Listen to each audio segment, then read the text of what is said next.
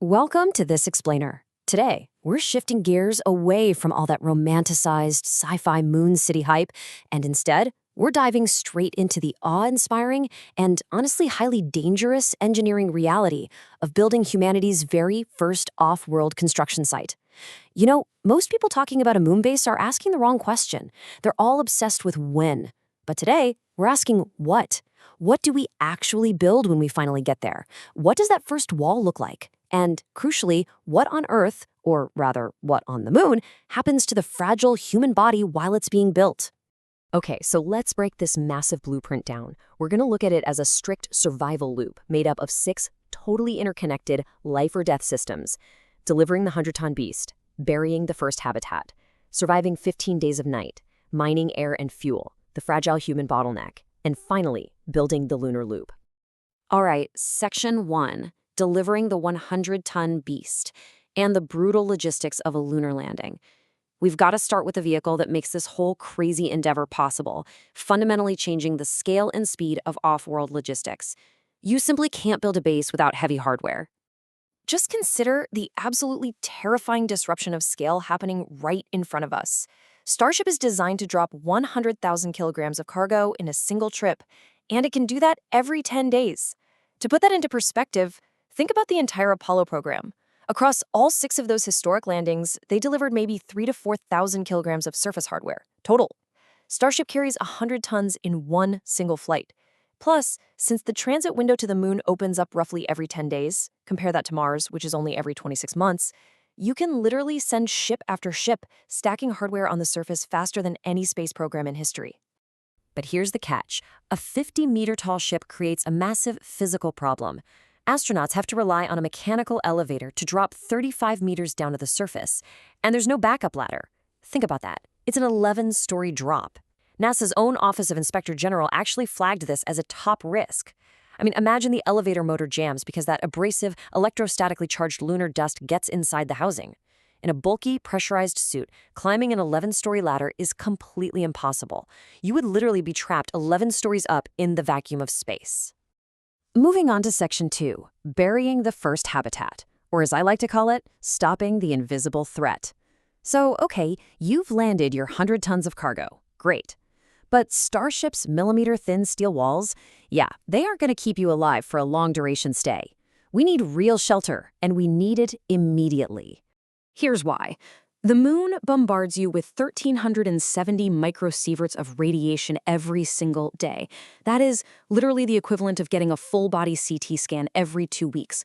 For context, down here on Earth, we naturally get about 6 to 7 microsieverts a day. So the moon, with absolutely no atmosphere and no magnetic field, is roughly 200 times higher.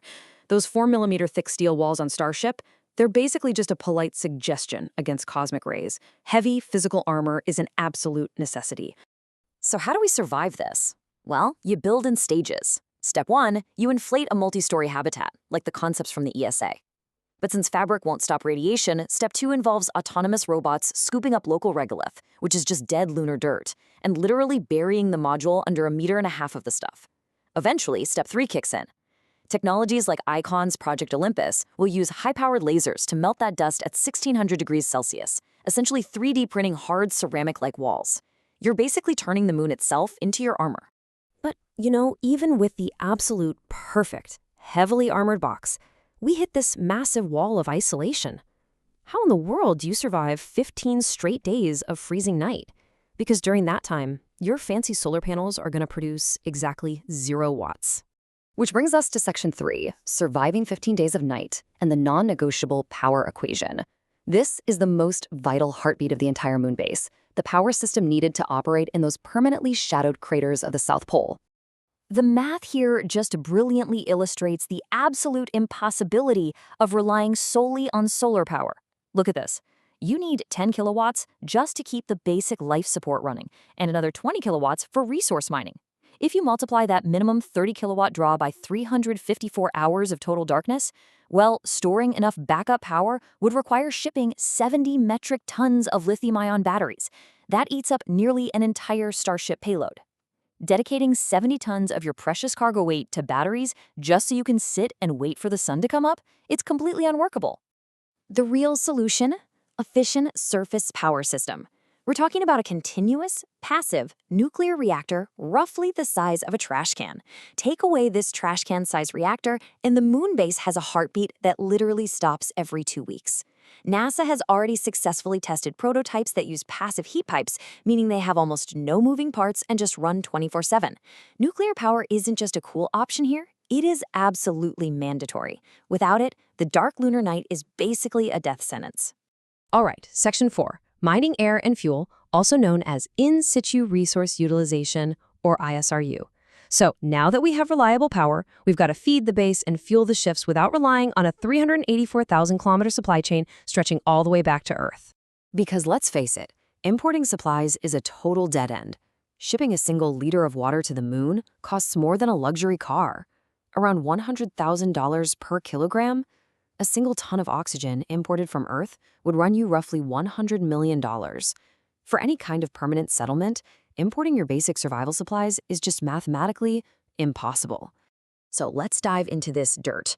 Turns out 42 to 46% of that abrasive lunar regolith is silicon dioxide. That means nearly half of it is breathable oxygen just sitting there waiting to be extracted. You do this through a process called molten regolith electrolysis. Basically, melting the dust at 1600 degrees and passing an electric current through it.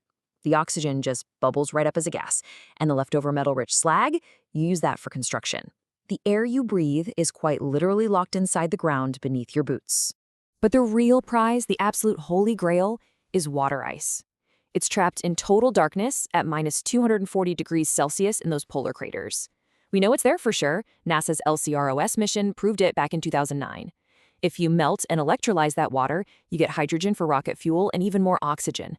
But there's a huge catch. With recent mapping rovers like Viper getting canceled, extracting ice from rock, hard, frozen dirt remains the single biggest, most terrifying variable in this entire blueprint. We just do not know exactly how hard it's going to be.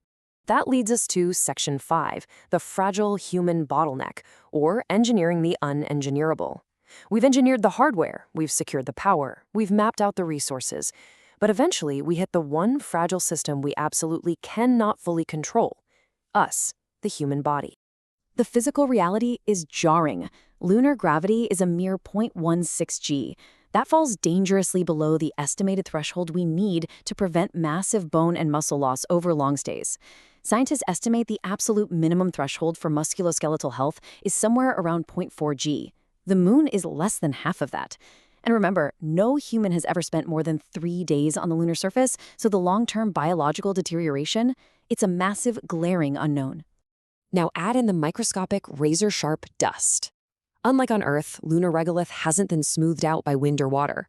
Every single grain is jagged. It clings to absolutely everything. And if you breathe it in, it acts like aggressive asbestos in your lungs. Oh, and your sleep cycle? Completely destroyed. That 29.5-day cycle means you get 15 days of permanent noon, followed by 15 days of permanent midnight. Our internal biological clocks have absolutely no idea what to do with that. Our biology was literally never meant to survive here. Finally, Section 6, building the lunar loop, and the incredibly crowded race to the South Pole. Let's pull back and look at how all these extreme survival mechanisms combine into one self-sustaining loop and who is actually racing to build it first. Because honestly, you can't have one system without the others. This right here perfectly illustrates the chain. It's a compounding loop of survival. The cargo brings the power. Power runs the mining.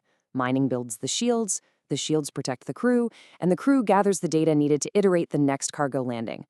If you break any single link in that chain, the entire sequence collapses. No power, no mining. No mining, no radiation shields. No shields, no crew. But the beauty is, once this loop is up and running, every single cycle makes the base faster, cheaper, and way more reliable.